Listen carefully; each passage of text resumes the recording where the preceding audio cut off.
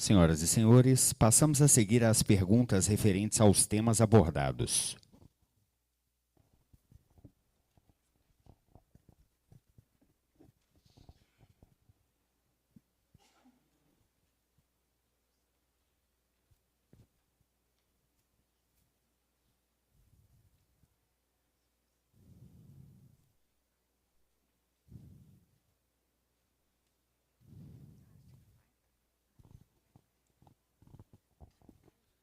Bom dia, tudo bem? Eu sou Matheus. É interessante a sua palestra aí, Juliano. Parabéns. Eu fiquei só com uma dúvida em relação ao LOD. Só para confirmar, você disse que não é possível chegar em LODs elevados assim para um modelo geológico-técnico, seria isso? Isso é uma opinião consistente por conhecer as técnicas de investigação, né? Eu estou entendendo que durante a campanha de investigação a gente ainda não teve acesso ao maciço. Eu tenho sondagem, eu tenho geofísica, a gente consegue detalhar bem. No momento atual, eu acho que é um caminho interessante para criar essa diferenciação do LOD e do superestrutura. É mais nesse sentido. Eu não acho, primeira constatação, nós nunca vamos conseguir, na geotecnia, chegar no mesmo nível de detalhe do BIM da superestrutura.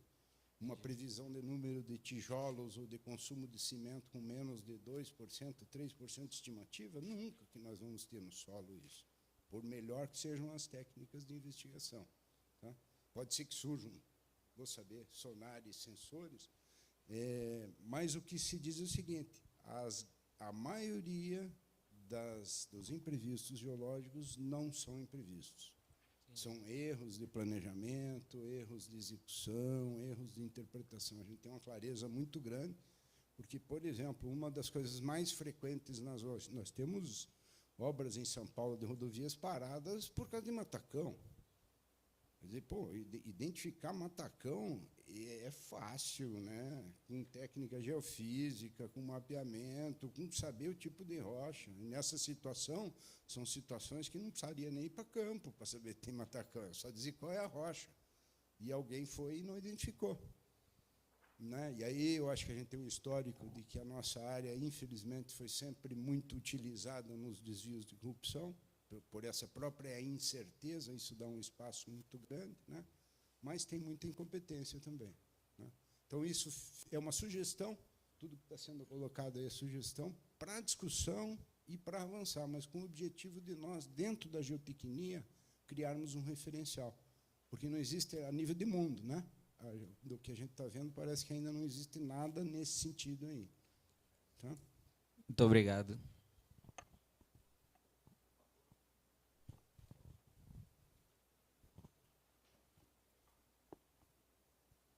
Bom dia, meu nome é Alessandro, gostaria de parabenizar a apresentação, maravilhosa, e te falar uma coisa que eu achei super interessante. Quando a gente fala LOD 100, 150, 200, 300, 400, o LOD 100, eu estou saindo aqui da sua palestra convencido que nós temos que fazer um trabalho forte no LOD 100, porque é na base da sondagem que abre o espaço para você instrumentalizar, para você pesquisar, que você garante uma sólida formação de banco de dados. Então, tudo bem, talvez não chegamos no LOD 500, como você falou, né? Ou no LOD... O 500, eu acho que quando se não, acho que não se aplica. Né? E vamos dizer assim, talvez a gente também nem chegue em 350, mas eu saio daqui convencido de que o LOD 100 e o LOD 150 que você propõe em texto é de suma importância. Então, eu queria parabenizar pelo caminho dado. Se eu estou entendendo, é um caminho que está sendo oferecido. Exatamente. Ok? Está de parabéns. Eu só queria deixar isso claro, que eu acho que tem que lutar pelo LOD 100, muito bem feito, pelo LOD 150, muito bem feito, para a coisa progradar. Ok? Obrigado. E, viu, Alessandro, realmente a gente teve a preocupação, como é um trabalho que fica na interface de áreas, né? Então, a gente teve a preocupação de colocar pessoas de peso no BIM, para olharem e disserem assim, não está se fazendo nenhuma besteira. Sabe? Tem um caminho. Inclusive, isso aí foi engraçado agora. Quem é um apoiador disso é o professor Toledo. Quem conhece BIM, ele é um dos papas aí da USP de São Paulo. E ele, inclusive, divulgando essa normativa em Marrakech, que houve um simpósio agora da Building Smart, que é questão de 15, 20 dias, e houve uma discussão lá sobre isso, como um ineditismo e como um caminho a se começar a pensar, né?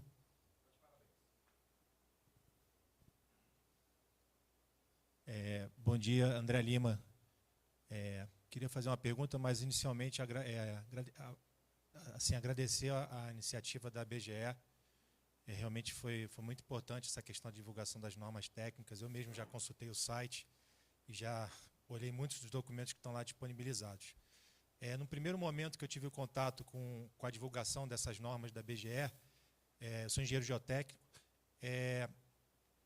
me veio uma pergunta assim, se há algum conflito dessas normas, de algumas delas, com as normas da BNT e do ponto de vista assim, jurídico, se essa questão desse conflito está sendo pensado, ou se é alguma coisa assim que a gente no futuro pode ter algum questionamento, alguma dúvida.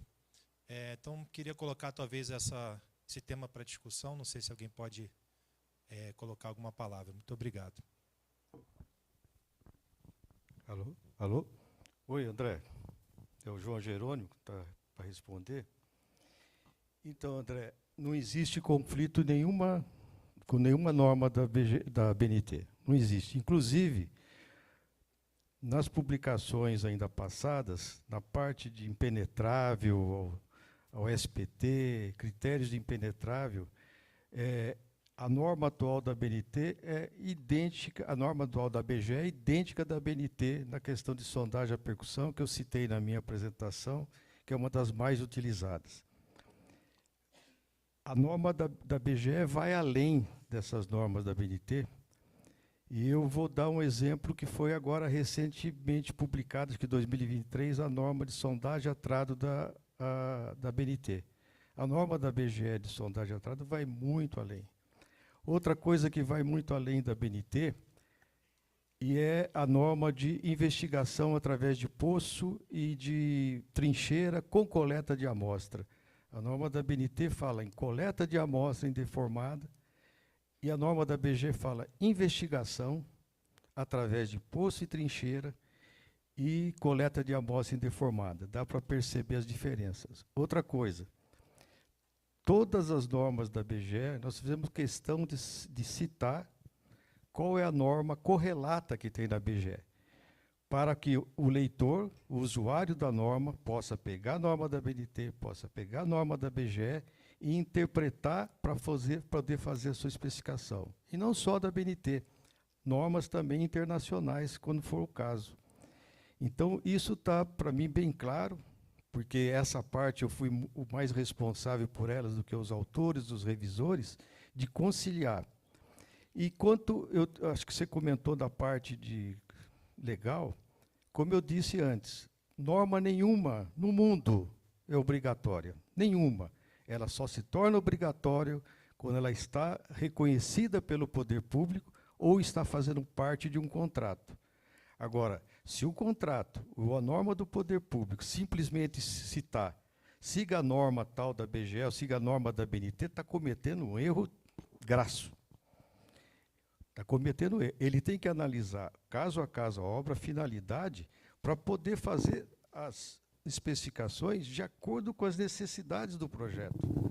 Ela não se aplica automaticamente, principalmente no caso de investigação do meio físico, natural ou antrópico. Você tem que utilizar, então, as normas, guias e todas essas publicações que orientam os usuários a melhorar, a trabalharem melhor, que é o nosso slogan das normas, ajudando as empresas a trabalharem melhor, é ter aconselhamento técnico e aplicar aquilo em função ali das necessidades.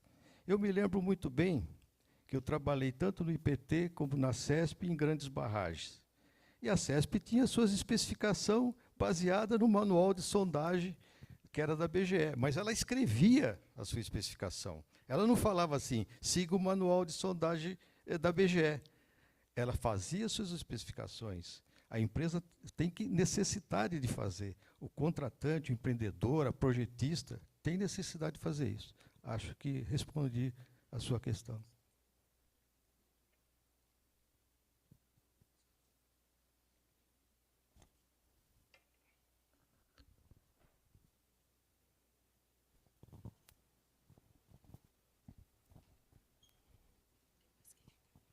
Bom dia. Juliano, eu tenho uma dúvida em relação à transição da sondagem convencional pela hidráulica. Ou seja, o peso convencional 65 quilos com queda de 75. A hidráulica foi aferida até então para fazer esse mesmo trabalho, né? Porém, eu vejo uma lacuna aí no solo mole, ou seja, quando você apoia o peso sobre o amostrador e as hastes, peso para 50, peso para 71, para 72, solo mole, estou referindo a solo mole. No caso da sondagem hidráulica, ela tem uma estrutura que segura o peso, de 65 quilos.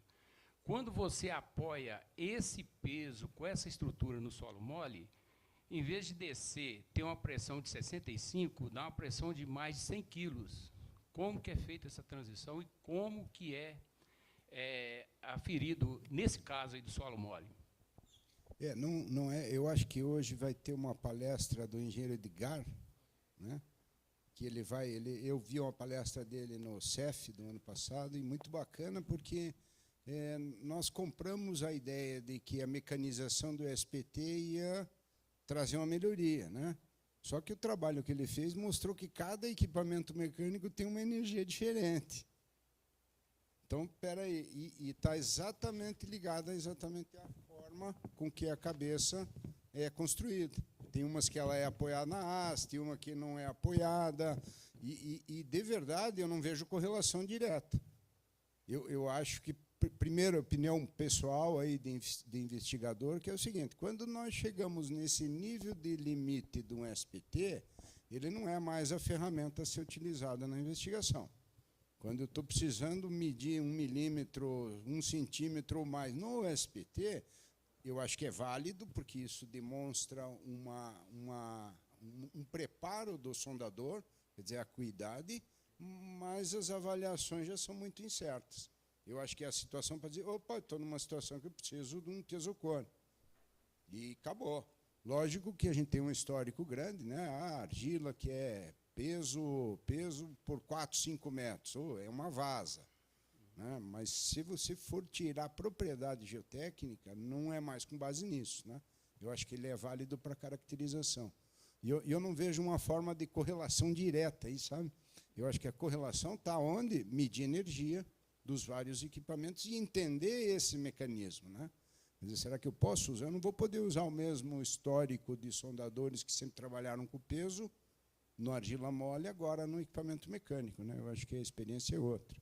Mas eu tenho pouca experiência nisso daí para poder bater martelo. Tá? Ok, eu agradeço pela resposta, e só mais um aditivo aqui, é o seguinte: eu estou fazendo uma sondagem, uma barragem, aí chega a profundidade X, eu encontro um solo muito mole, eu estou com uma sonda hidráulica. Não seria o caso, como é uma sondagem mista, eu aplicar o peso convencional sobre as hastes? Para ter uma ideia, para ter uma noção de resistência, seria uma forma apropriada aí, sim. Né? Ok, eu agradeço. Mas eu relato, eu tive uma oportunidade, e isso nós fazem mais de 25 anos, de ver uma sondagem na Europa uma vez de 50 ou 60 metros, sendo executada em meia hora, com rotopercussão, monitorando todos os parâmetros, e perfilagem, tira equipamento. Aqui nesse trecho nós precisamos de um pesocone, faz o pesocone. Nesse trecho dessa camadinha de argila mole, eu preciso de uma amostra para o laboratório, vai lá e faz a amostra. Então, isso é um sinal do quê? É um assunto que vai a freio, acho que é para o próximo seminário, mas o que a digitalização da geotecnia faz? Ela faz sobrar tempo para quem analisa, traz uma economia enorme, e ela é um indicador para dizer, nós precisamos ir lá para a ponta trazer qualidade. Então, jamais nós vamos conseguir fazer uma geotecnia com qualidade, tendo na ponta, não tendo conhecimento na ponta e levando dúvida para dentro do escritório. Eu já peguei resultados em que boletim de campo era um, boletim final era outro, e boletim do ato era outro, vindo para alguém que estava dando uma opinião sobre um ensaio. Aí se diz, espera aí, todo esse time no campo não teve condição de resolver e tirar uma verdade. Então, eu acho que um caminho, nós precisamos levar qualidade para o campo. Ah, mas o consultor não pode estar lá ou é muito longe. A tecnologia está aí. Eu tive, por exemplo, discussões com empresas que por exemplo, eu gostaria muito de pegar um resultado de piezocone no minuto seguinte que ele foi executado e bater o olho. Mesmo eu estando a 10 mil quilômetros da sondagem, dá para fazer isso hoje. E você dizer, opa, pum. São ensaios que você pode pegar uma tabela inteira e dizer, mediu isso, tem certificado de calibração, limpou, etc. Mas você bate o olho e diz, putz, esse resultado não está bom. E isso vem de uma experiência. E, na verdade, não tem muita outra forma de avaliar mesmo, né? Mas só como uma complementação aí, porque, na verdade, eu acho que o caminho da investigação é exatamente essa. O caminho da investigação é um conjunto de ferramentas disponíveis no campo e cabeça pensante para adequar, né? Se a cabeça não está lá, né, a gente tem um slide, eu não vou passar, mas que é um aspecto fundamental das campanhas de investigação, é começar a análise dos resultados durante a campanha. Eu preciso ver o que está saindo e se está dentro do que foi previsto, se eu preciso de adequação ou não. Lógico, não é uma coisa muito fácil de fazer dentro de grandes contratos, mas a gente vê que esse é o caminho, né? Tá? Agradeço. Então, nesse caso, o senhor sugere que se pratique as boas práticas, converse com o projetista e passe essa bola, e às vezes não é nem projetista. As situações de investigação a gente já razoavelmente conhece, né? Dá para se prever, né, um pouco mais.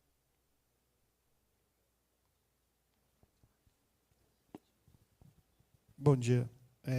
Meu nome é Teófilos, sou geólogo geotécnico na Vale. E agradecer ao Jerônimo e à Juliana pela apresentação. E eu queria fazer uma pergunta para cada, se vocês me autorizarem aqui. A gente nota que de 2000 para 2023 foi mudado o nome de norma para diretriz normativa. Quero saber se há alguma diferença técnica, mas principalmente legal, se o que levou vocês a fazer isso foi alguma coisa legal. E para o Juliano, a gente vê os principais problemas que a gente de poder ingressar no BIM de cabeça, como você está querendo, é a segurança da informação. A gente tem muita informação, mas a gente precisa ter controle dessa informação. Quero falar um pouquinho disso, e principalmente agora que você falou que isso pode ser usado para inspeções, auditorias, né? De que maneira que essas informações estariam disponíveis e como elas seriam usadas. Obrigado.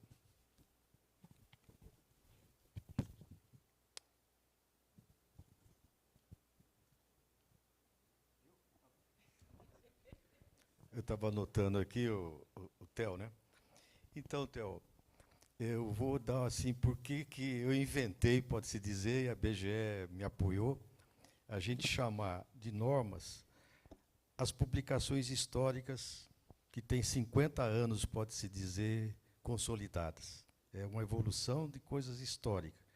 Quer dizer, eu falei aqui do boletim de perda d'água, uma pesquisa feita pelo IPT para dotar o Brasil com capacidade tecnológica para a construção de barragens, desde a década de 1970. Então, ela está como norma. E eu conversei com a...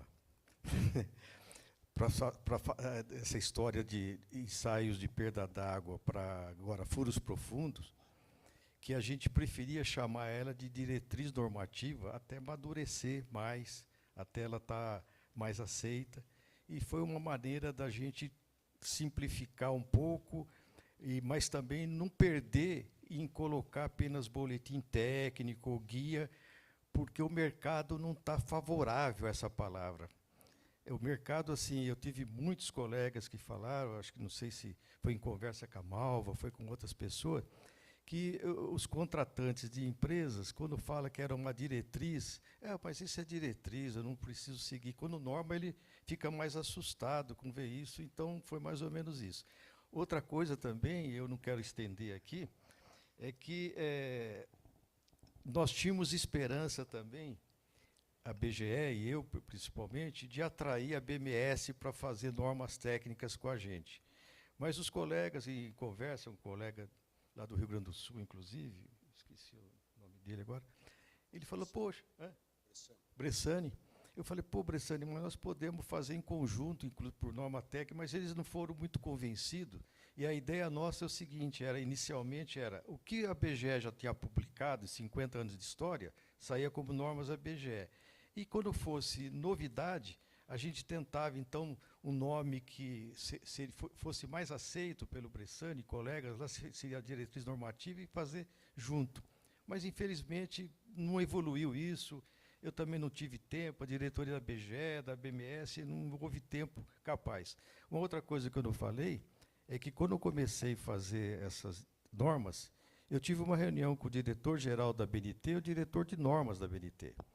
E uma das coisas que a gente estava pactuando era isso, que a gente estava querendo, por exemplo, substituir a BNT, nem ia ser o nosso intento, mas sim preencher os vazios que tinham, e muitos que tem, nas normas da BNT, dar um contexto também que sondagem não é investigação. Investigação é muito mais do que sondagem.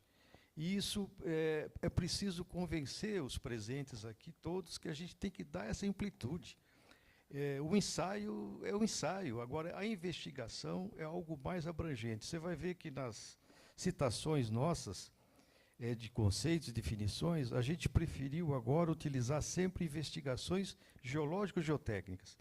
Gostaria que vesse, o mercado vai aceitar, em vez de investigação geológica ou investigação geotécnica, porque o termo é aquele que, no eu, formado na Barrageiro, da década de 70, é o que melhor traduz a investigação em si, de trazer as geociências, de trazer a engenharia, trazer a geotecnia juntas na interpretação.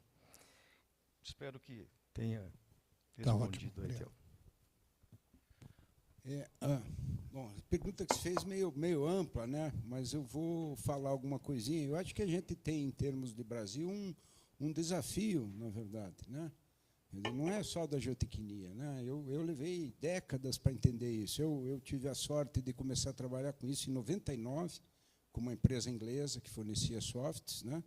E achei que o mundo todo também estava indo nesse sentido, né?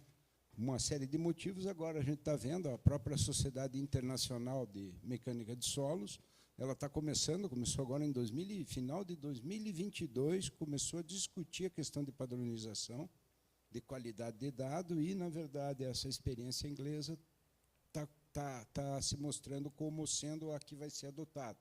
Tá? Existe toda uma ligação em BIM, né? Então, o que a gente está colocando aí, tanto em níveis de confiabilidade quanto todas as normas, lógico, ela tem uma função inicial de instruir e orientar as pessoas que vão planejar e executar as investigações, mas ela tem um objetivo muito maior. Nós queremos levar isso para fora da geotecnia. Eu não quero que o geotécnico decida isso, eu quero que um gestor de BIM tenha consciência disso e ele diga, não, eu não aceito esse tipo de coisa, porque isso está fora de... E não é um passo da noite para o dia, né? Eu acho que é o aprendizado de cuidar de dados, né? Acho que a digitalização no mundo ela trouxe isso à tona, né? Quer dizer, dado não é um dado só, dado é muito dinheiro, né? E existe um consenso quase, eu vi isso fora, de dizer o seguinte, sociedades que cuidam bem dos seus dados são sociedades que se desenvolvem. E aí o cuidar bem do dado é gerar ele com qualidade, ter ele guardado, ter ele acessível, né? Eu acho que é esse é o caminho que a gente está buscando, né? Eu acho que os profissionais da geotecnia, como a BGE está fazendo, têm obrigação de gerar as normativas para nós mesmos, para fornecer aos outros. Eu quero que o pessoal de BIM venha cobrar-nos sobre isso aí, sobre nível de confiabilidade, sobre qualidade de investigação. E aí, um último comentário. Eu já desde 2001 eu comecei um doutorado, e desde 2001 está lá, por exemplo, um dos exemplos, talvez a Damasco Pena a gente tenha conversado aqui umas 4 vezes, pelo menos, né? Nesses 20 anos que eu fui apresentar e olhavam, que bacana, tá, mas ainda não interessa. E, na verdade, houve uma percepção que caiu a ficha em torno de 2017, que o que eu vi acontecer na Inglaterra, que as empresas de geotecnia tomaram a iniciativa de se juntarem se organizarem, trabalharem em conjunto, como o João sugeriu, produzirem as normas, criar uma associação que hoje qualquer empresa da Europa diz assim, eu quero alguém que seja afiliado dessa associação AGS, senão eu não aceito a investigação. E eu achava que esse modelo poderia funcionar no Brasil. Eu visitei a grande maioria das empresas aí de geotecnia ao longo de 20 anos e a percepção hoje é o contrário. Quer dizer, a percepção é que, se não entrar um dono de obra grande, o governo nosso, dificilmente, né?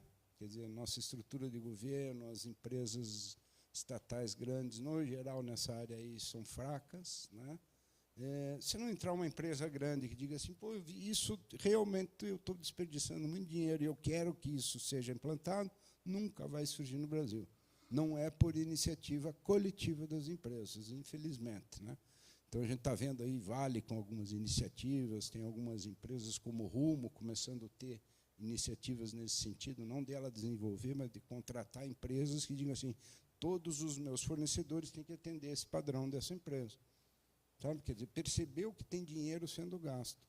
E aí é uma dúvida que eu chamo, eu não conheço bem os contratos, mas essas tecnologias já estão disponíveis no mundo há pelo menos consolidada há pelo menos 15 anos. Várias grandes empresas multinacionais incorporaram isso e estão hoje trabalhando. Por que no Brasil ninguém fez isso? Suspeito que as nossas formas de contrato não estimulam a eficiência nessa nossa área. Suspeito. Tá? Porque, senão, alguém que diz assim, olha, você vai economizar um engenheiro por mês. Meu, você falar na Inglaterra que você vai economizar meio engenheiro numa semana, param tudo e começam a trabalhar, buscar isso. Aqui se fala, mas não. Tá bom? Né? Então, possivelmente, esse engenheiro está sendo pago do mesmo jeito. Tá? Espero que tenha contribuído aí, mas a gente fica à disposição. Bom dia, meu nome é Bruno. Eu tive essa percepção, né, questão ali da especificação técnica de tentar pedir esses dados digitais exatamente para ter uma otimização melhor do tempo, né, porque alguém já preencheu lá, veio um documento travado e eu tenho que redigitalizar toda aquela informação. Para tentar solucionar parcialmente, pedindo essa questão da entrega ser de um meio digital editável, mas esbarrava nessa questão de uma padronização de como pedir essas informações. A minha questão é em relação a essa diretriz normativa que vocês estão propondo. A ideia é propor um modelo que essas informações vão ser entregues, ou se vai pegar bastante essa questão da AGS, né, que você comentou, vai ser usada ela como base. Como é que é essa ideia da diretriz? Basicamente, existe um documento internacional, né, que chama-se Padrão AGS. Ele tem pelo menos umas 10 revisões ao longo de 30 anos. E afora a padronização que é feita em função de normativas que eles têm, eles propuseram uma estrutura digital de dados da geotecnia, que essa é a grande sacada. Você possivelmente trabalha com arquivos CSV, com toda aquela dificuldade de importar um monte de arquivo, nome de tabela.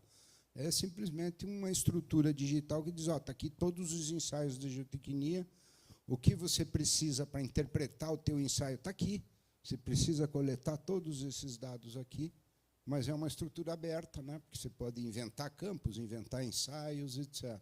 Então, a proposição da ABGE é, na verdade, disponibilizar um documento que possa ser um referencial único para quem está trabalhando.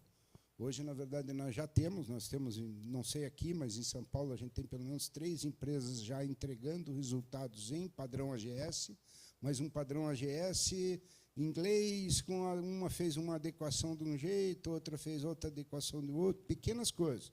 Mas que isso, a ideia dessa nova diretriz é tentar homogeneizar isso aí e, muito mais, sensibilizar as empresas que elas precisam sentar na mesa e conversar. Quer dizer, você não vai pegar um arquivo e entregar para o teu fornecedor de qualquer jeito, você vai ter sentado com ele e dito como é que você vai receber, como é que eu vou entregar. Então, eu acho que esse é o maior desafio que a gente tem, é sentar na mesma mesa diferentes fornecedores, fornecedor e cliente, deixar um pouquinho de lado só o contratual, eu falo ou não falo, e dizer, opa, peraí, nós temos uma coisa que é em comum. Eu não vou poder entregar um dado pronto para você usar se eu não souber como você usa. E o AGS faz essa função, na verdade, de azeitar esse meio de campo de comunicação entre quem produz informações, produz dados, né? Veja, a geotecnia é imensa nisso daí, né? Não existe uma empresa que consegue fazer tudo, desde sondagem, ensaio, inspeção, instrumentação. Mas eu preciso, hoje, estar sedento, por exemplo, para mim combinar dado de instrumentação com investigação. E por que a dificuldade é tão grande? Simplesmente porque eles estão em banco de dados separado. Se você colocar isso no mesmo banco de dados, eu puxo até dentro do Excel, né, essa análise. E é isso que o AGS traz, na verdade. Ele vai fornecer a estrutura para quem vai desenvolver o seu banco de dados e, opa, está aqui o nome dos campos, etc, etc. Isso, na prática, reduz o gasto com desenvolvimento de programas em pelo menos 50%. O fato de você saber como o meu dado vem, eu não preciso checar mais nada. Lógico, isso aí não vai ser conquistado com uma decisão só de um diretor ou outro, né? Apesar de já estar muita coisa feita, nós precisamos aprender a trabalhar com isso. Nós precisamos fomentar as empresas de software, dizer. E aí tem toda uma questão ligada a software, a gente não vai entrar agora aí, né? Que é delicada no mercado, aí tem todo um movimento de compra e venda internacional que mexeu de forma brutal em toda a geologia, em toda a geotecnia aí, né?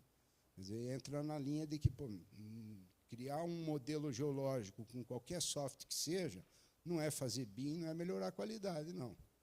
Né? É uma ponta final. Eu acho que vocês viram aí, a geotecnia tem todo um trajeto a ser percorrido, desde identificar a necessidade da obra até conseguir entregar o resultado com um mínimo de confiança. Né? Bom dia, Paranhos aqui da TEMAG. Parabéns, Juliano, João. Queria fazer uma pergunta para o João, porque foi editor, né, e teve a oportunidade de poder avaliar, compatibilizar essas normas que a BGE está trazendo. Né.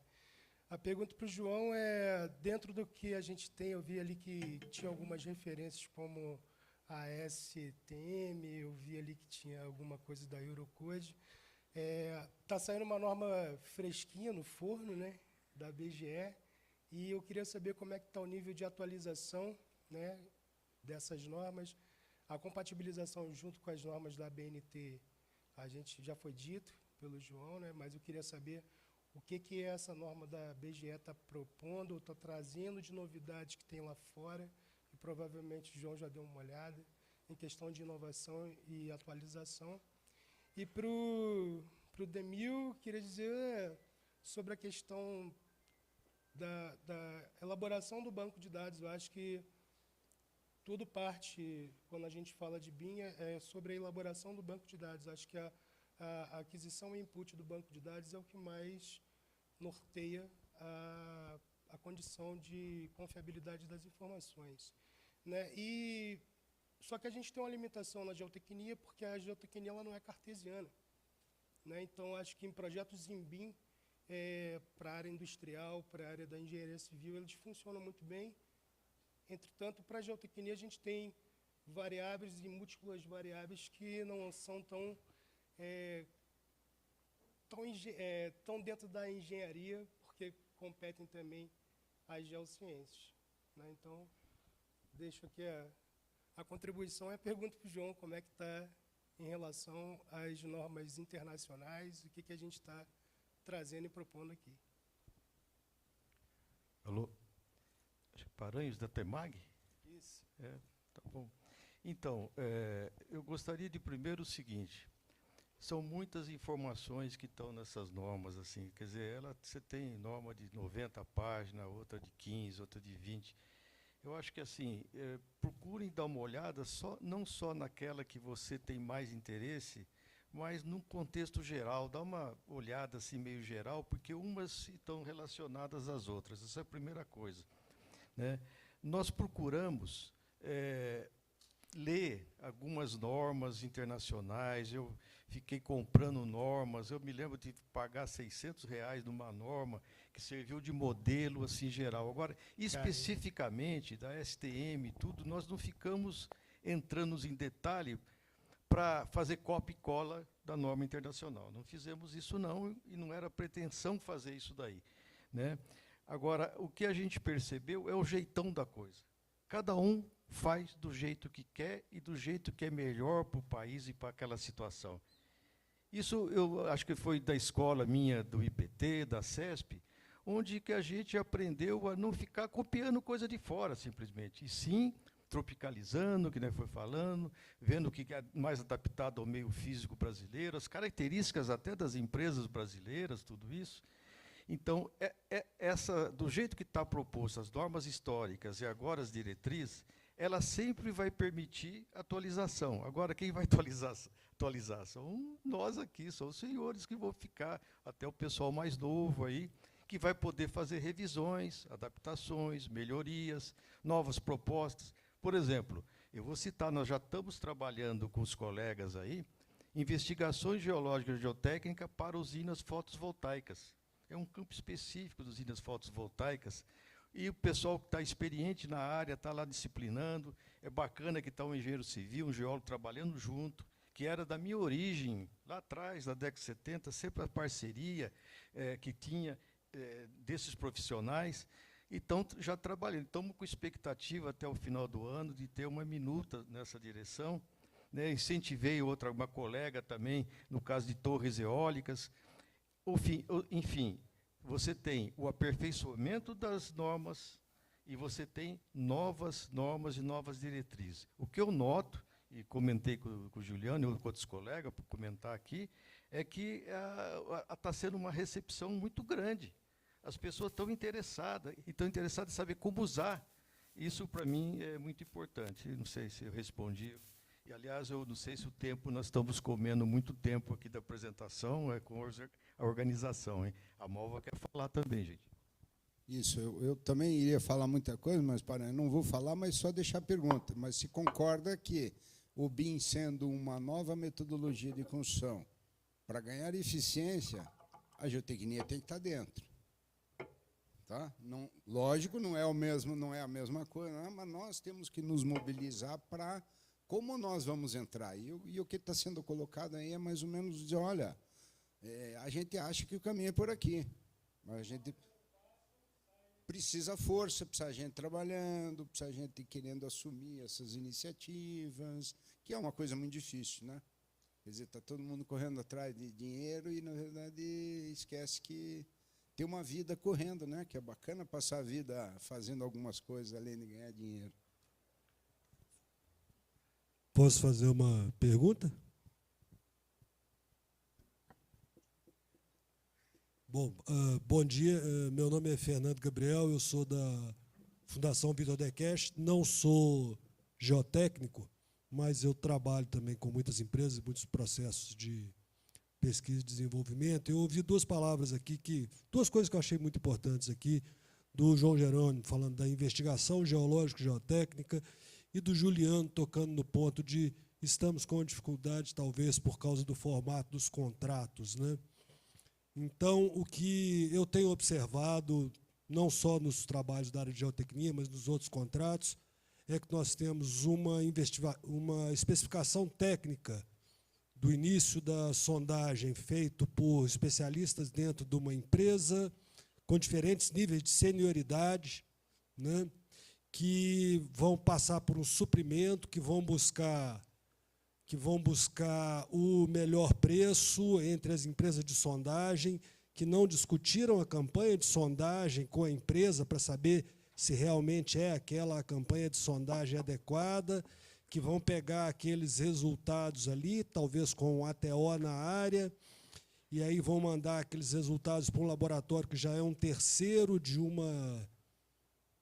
provavelmente uma outra licitação, que não vai ser acompanhado pelo pessoal que sondou, que vai questionar o resultado que veio do laboratório, que vai para uma empresa do projeto geotécnico, que não viu o ensaio, e também não viu a sondagem, que depois volta para a empresa para fazer o projeto, que de vez em quando dá errado. Né? Como a gente estava falando também aqui de diretriz normativa, eu queria saber se tem alguma iniciativa no sentido de talvez criar uma diretriz normativa de como deve ser, de como poderia ser uma troca, um fluxo de troca de informações para fazer o planejamento da investigação geológico-geotécnica. Porque, da maneira que eu tenho visto, parece que, se está dando errado, é também porque já começou errado. Posso estar enganado, eu queria os comentários de vocês a respeito disso, se poderia haver uma orientação da BGE no sentido de organizar esse fluxo de informações, porque está tudo muito desconectado, me parece, às vezes. Bom, agradeço aí, acho que eu e o Juliano gostamos muito de ouvir essa manifestação sua, porque é isso que a gente está vendo no dia a dia. Eu acho que isso aí foi muito importante. Eu estou só preocupado com o adiantado da hora, não queria a gente furar aí os horários, eu procurei até ser muito atencioso na minha fala, que foi de 30 minutos, e quero ficar à disposição aí para a gente conversar sobre isso. As normas, ela aborda essa questão. A norma de sondagem à percussão, se eu não me engano, a 103, ela chama atenção para essa metodologia. Eu comentei sobre isso, porque ali ela fala do planejamento, da execução, da descrição da sondagem e da interpretação e fornecimento de resultado. E tudo que a gente está fazendo em relação ao BIM geotécnico é nessa direção. Agora, falta, talvez aí, captar e fazer uma norma específica que possa atender isso. Então, o que acontece? Tudo que é nova, que não é histórico, é diretriz normativa. Então, pode ser sugerida, lembra o seguinte, você vai sugerir, mas tem também embalar o nenê, né? Então tem que também se dedicar para fazer, porque são um grupo de voluntários, a não ser que a gente crie uma outra situação. Então, é possível, porque dentro das normas já se fala sobre isso. Talvez precise uma coisa direta. E isso é interessante na norma. Ela não pode ser genérica. Quanto mais direta, é melhor. Porque aí o interessado vai lá e vê a palavra-chave, alguma coisa, para poder ser direto. Quando você fica muito geral, dá certa dificuldade. Mas nós estamos nessa busca também. E o BIM é nessa direção. Como fazer essas coisas, conversar todos os agentes, ter a mesma linguagem. Nós esquecemos de mencionar, talvez a pessoa não saiba, a AGS é a sigla da Associação de Especialistas Geotécnicos, e depois eles incorporaram, e Meio Ambiente. Associação de Especialistas, é a sigla em inglês, né, da Associação de Empresas, né, que são empresas e profissionais, acho que é isso, Juliana, de geotécnicos especialistas e de meio ambiente, que incorporaram, como todas as entidades incorporaram o meio ambiente. Eu fico por aqui, depois a gente conversa. Não vamos falar muito, mas basicamente o caminho inicial é o seguinte: padronização do dado é o primeiro passo, porque todo o tempo gasto com uma cópia e cola você elimina. Então esse é o caminho. Tá? Segundo, a gente está pensando em termos de inspeção acreditada de projetos. Eu estou sugerindo que se crie a rotina de inspeção da campanha, porque eu sou obrigado hoje a inspecionar campanhas que outros fizeram e que eu não concordo. Não eu, tem técnico, respaldo técnico. Então, não vamos avançar, mas o BIM a gente está propondo isso, que eu tenha uma campanha em BIM programada, para mim poder pegar isso e dizer, opa, realmente está coerente, não está coerente. Tá bom? Mas a gente fica à disposição. Agradecemos a participação dos palestrantes João Jerônimo e Juliano de Mio, convidando-os a tomarem seus assentos no auditório.